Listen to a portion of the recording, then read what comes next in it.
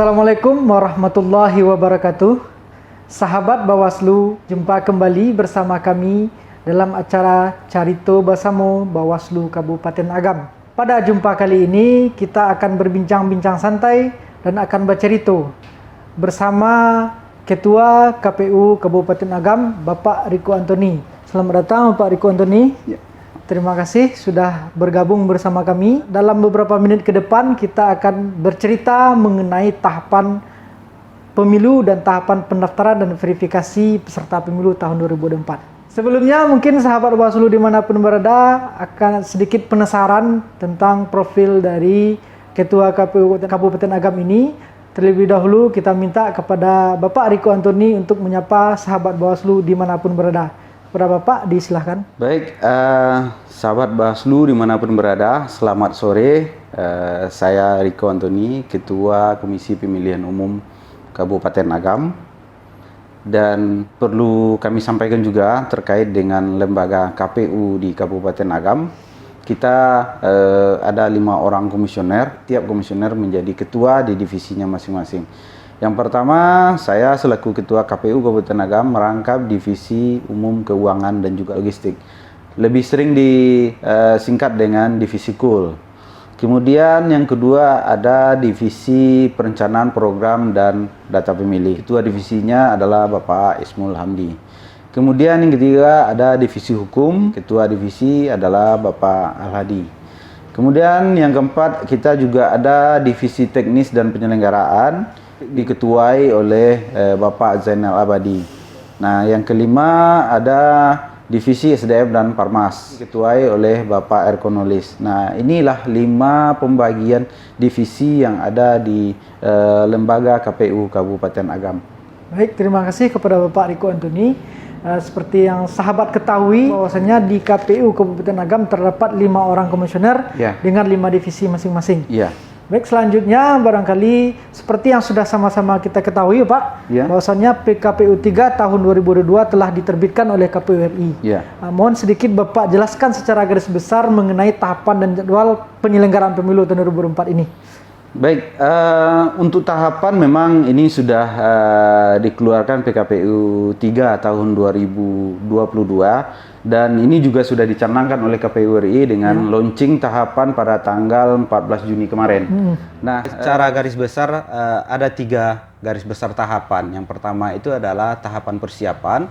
Di antaranya adalah penyusunan program, tahapan, jadwal, dan produk hukum serta anggaran. Nah, yang kedua itu adalah tahapan pelaksanaan. Nah, tahapan pelaksanaan ini diantaranya adalah salah satunya pemutakhiran daftar pemilih, kemudian pendaftaran dan verifikasi partai politik, kemudian kampanye, dan kemudian juga ada pencalonan di dalamnya, kemudian ada pungut hitung di dalamnya. Nah, ini merupakan menjadi bagian dari tahapan pelaksanaan hingga nantinya di pengucapan sumpah dan janji pasangan calon terpilih nantinya. Nah, kemudian secara garis besar juga yang ketiga, kita di KPU tentunya juga ada evaluasi. Nah, evaluasi ini lebih evaluasi penyelenggaraan dan bisa berupa juga riset nantinya untuk mengkaji apa kendala dan persoalan yang selama ini kita hadapi. Itu merupakan gambaran besar dari PKPU 3 tahun 2022. Jadi ada beberapa rangkaian tahapan yang mesti dilakukan, termasuk yang dalam waktu dekat ini kita akan melakukan tahapan pendaftaran dan verifikasi partai politik. Baik, berkenaan dengan tahapan yang masuk saat sekarang ini mengenai tahapan pendaftaran dan verifikasi partai politik, mohon sedikit Bapak menjelaskan bagaimana proses dari tahapan ini. Untuk pendaftaran dan verifikasi partai politik peserta pemilu serentak tahun 2024 nantinya. Jadi ada beberapa rangkaian yang mesti kita lihat. Yang pertama itu adalah pendaftaran. Nah, kalau pendaftaran itu dimulai dari rentang waktu tanggal 1 hingga tanggal 14 Agustus tahun 2022. Nah, pendaftaran ini dilakukan di tingkat KPU RI, di tingkat KPU RI. Pusat, di tingkat pusat. Jadi partai politik di tingkat pusat melakukan pendaftaran di KPU RI. Kemudian yang kedua adalah verifikasi administrasi. Nah, verifikasi administrasi ini dilakukan di jadwal 2 Agustus hingga nantinya tanggal 11 September 2022. Nah, proses verifikasi administrasi ini juga tentunya nanti akan melibatkan KPU Kabupaten Kota dalam melakukan verifikasi administrasi. Kemudian yang ketiga, verifikasi faktual. Verifikasi faktual akan kita laksanakan di 15 Oktober sampai dengan tanggal 4 November. Kemudian berikutnya adalah tentang penetapan peserta pemilu dan pengundian nomor urut di tanggal 14 Desember 2022 nantinya.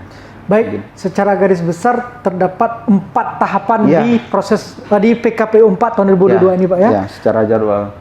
Pertama, pendaftaran itu berada di pusat. Ya. Jadi, sahabat Bawaslu dimanapun berada, artinya pendaftaran partai politik bukan berada di KPU Kabupaten Kota, tapi di pusat, Pak ya? Di pusat. Yang tugasnya KPU Kabupaten Kota itu nanti pada tahapan verifikasi administrasi dan verifikasi faktual. Iya. Baik. Selanjutnya, Pak, berkaitan dengan pendaftaran dan verifikasi partai politik ini, apa saja yang perlu disiapkan oleh partai politik dalam proses pendaftaran dan verifikasi partai politik ini, Pak? Ya, baik.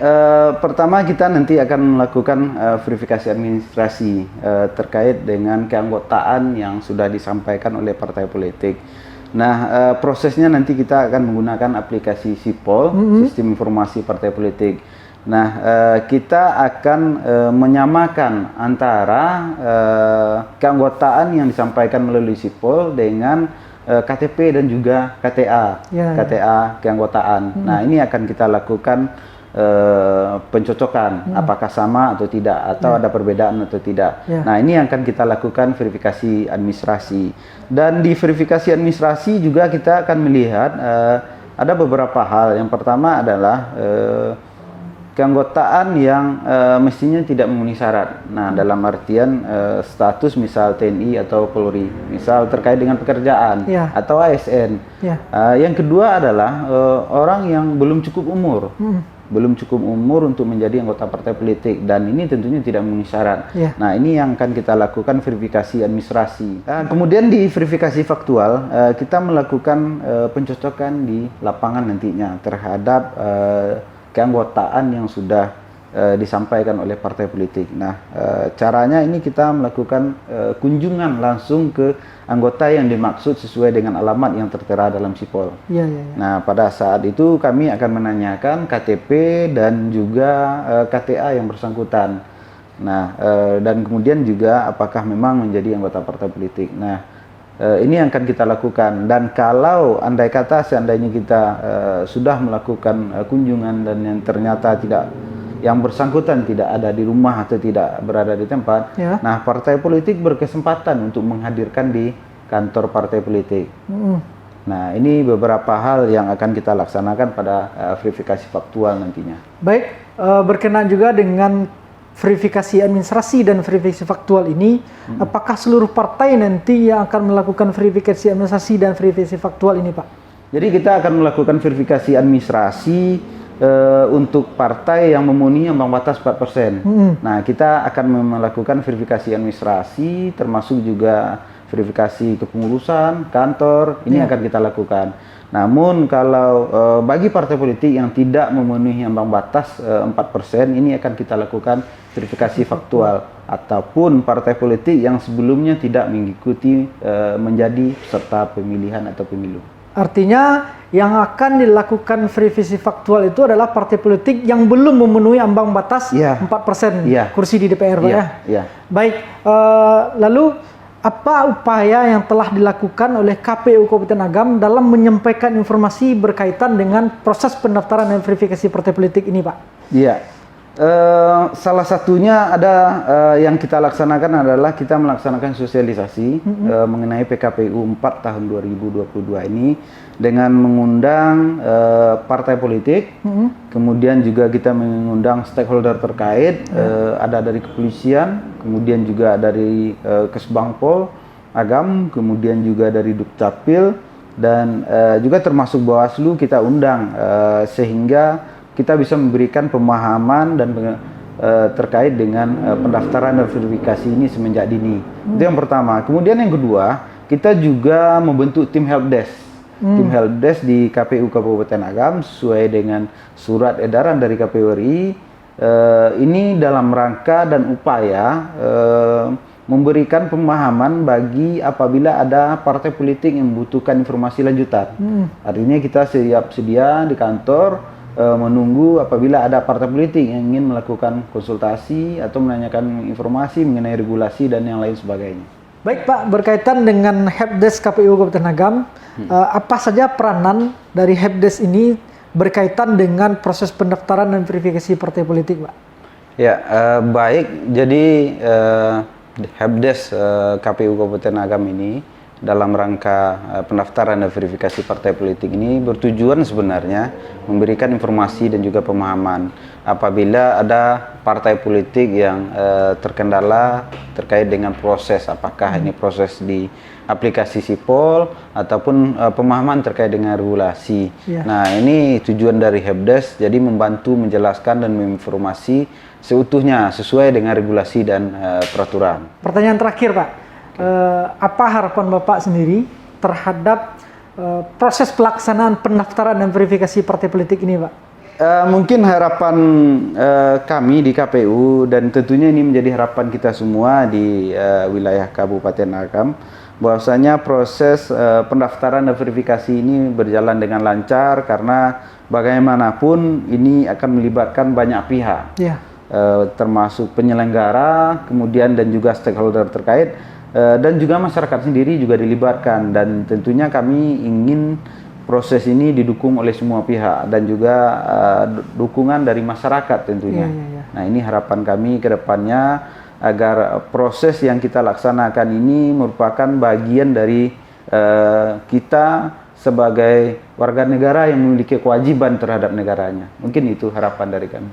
Baik, barangkali bincang-bincang singkat kita sampai di sini, Pak. Terima kasih kepada Bapak yang telah bersedia hadir bersama kami dalam acara Carito Basamu Bawaslu Kabupaten Agam ini. Sahabat Bawaslu dimanapun berada, tetap pantau dan ikuti channel YouTube Bawaslu Kabupaten Agam dalam program Carito Basamu Bawaslu Kabupaten Agam, dan jangan lupa like, komen, dan subscribe-nya. Baik, saya Rindi Oktavianda pamit. Salam awas. Assalamualaikum warahmatullahi wabarakatuh.